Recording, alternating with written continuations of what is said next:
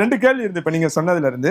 ஒண்ணு திமுக வந்து ரொம்ப லிபரலா இருந்தாங்க, ஆச்சரியமா இருந்ததுன்னு குறிப்பிட்டு சொன்னீங்க. ஆனா இப்ப நீங்க எல்லாம் அங்க போன பிறகு அவங்களோட எல்லா ஸ்பீச்சஸ்ல எல்லா அறிக்கையிலும் சரி பேசும் போது எங்களோட ஆதரவுல தான் இந்த ஆட்சி நடந்துகிட்டு இருக்குது, எங்க கூட்டணியில இருந்தவங்க தான் அங்க போறாங்க அப்படின்னு அவங்க பேசுறத நீங்க எப்படி புரிஞ்சுக்கிறீங்க பாக்குறீங்க? பாருங்க, அதாவது 2 விஷயம் இந்த பிரச்சனையை பார்க்கலாம். தாவக வந்து நான் விமர்சித்த அளவுக்கு திமுக விமர்சிக்கல. உண்மைதான். திமுக கூட்டணி இந்த கட்சிகளும் விமர்சிக்கல. அதையே நம்ம ஒரு பொருட்டா எடுத்துக்கணும், அவங்களையே ஒரு பெரிய சக்தியை நம்ம வந்து முன்னிறுத்தணும். நமக்கு பிஜேபி, ஏடிஎம்கே, அந்த என்டிஏ, அவ்வளோதான். இதுதான் எங்களுடைய எலெக்ஷன் ஸ்ட்ராட்டஜியாக இருந்துச்சு. நான் மட்டும்தான் நீங்கள் வந்து ஆர்எஸ்எஸ் உடைய ஒரு பிராட்டப் அப்படின்னு நான் சொன்னேன். சீமானும் விஜயும் வந்து ஆர்எஸ்எஸ் பெற்ற பிள்ளைகள் சொன்னேன். இது என்னுடைய டவுட். நீங்கள் ஆட்சிக்கு வர முடியாது உங்களுக்கே தெரியும், ஆனால் திமுக ஆட்சியை தூக்கி எறிவேன்னு சொல்கிறீங்களா? அப்போ யாரை கொண்டு வந்து இங்கே உட்கார வைக்க போகிறீங்க? இந்த கேள்வி நான் தான் எழுப்பினேன்.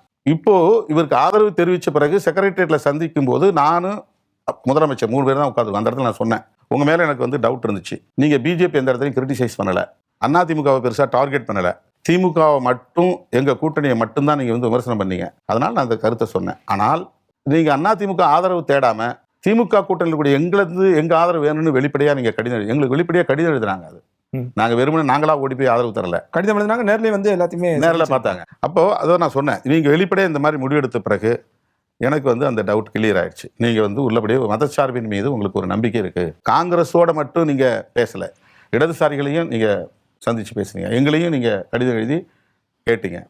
அதனால் எங்களுடைய ஆதரவு தெரிவிச்சிருக்கிறோம். இதில் நீங்கள் உறுதியாக இருக்கணும். நாங்கள் அந்த நம்பிக்கையோடு தான் வந்திருக்கிறோம். இந்த விஷயத்தை நான் சொன்னேன். 2வது இன்னொரு டவுட்டையும் நான் சொன்னேன், திமுக கூட்டணியை பலவீனப்படுத்துறதுங்கிறதுக்காக திமுக கூட்டணி கட்சிகளை எல்லாம் அந்த பக்கம் இழுக்கிறீங்களோ அப்படிங்கிற டவுட் எனக்கு வந்துச்சு. அதை நான் வெளிப்படையே சொன்னேன். இதை நான் பல இடத்துல திமுக காரங்கட்டையும் நான் சொல்லியிருக்கிறேன். ஏன் எங்களை மட்டும் நம்ம இந்த கட்சிகளுக்கு மட்டும் கூப்பிடுறாங்க? ஒருவேளை தேர்தலுக்கு முன்னால் திமுக கூட்டணியை உடைக்க முடியல, இப்போ தேர்தலுக்கு பின்னாலேயாவது திமுக கூட்டணியை உடைக்கணுங்கிறது அவங்களுடைய நோக்கமாக இருக்குமோ?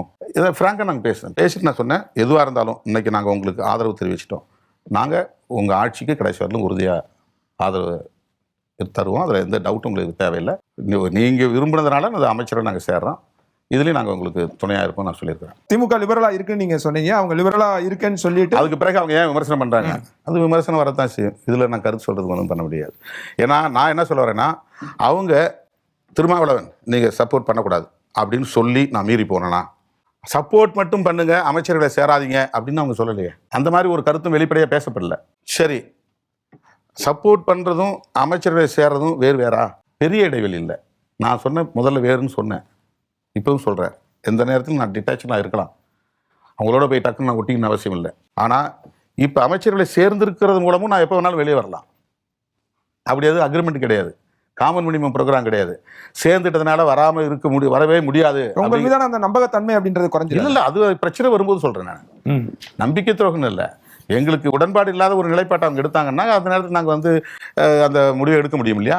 நிபந்தனையற்ற ஆதரவு அதுவும் சரி, இந்த அமைச்சரவையில் இருந்தாலும் கிட்டத்தட்ட 2 ஒரே மாதிரி தான் ட்ரீட் பண்ணுவோம். அந்த மாதிரி நாங்கள் அதை எடுத்துக்க முடியும், எங்களால் அதை வந்து கையாள முடியும்.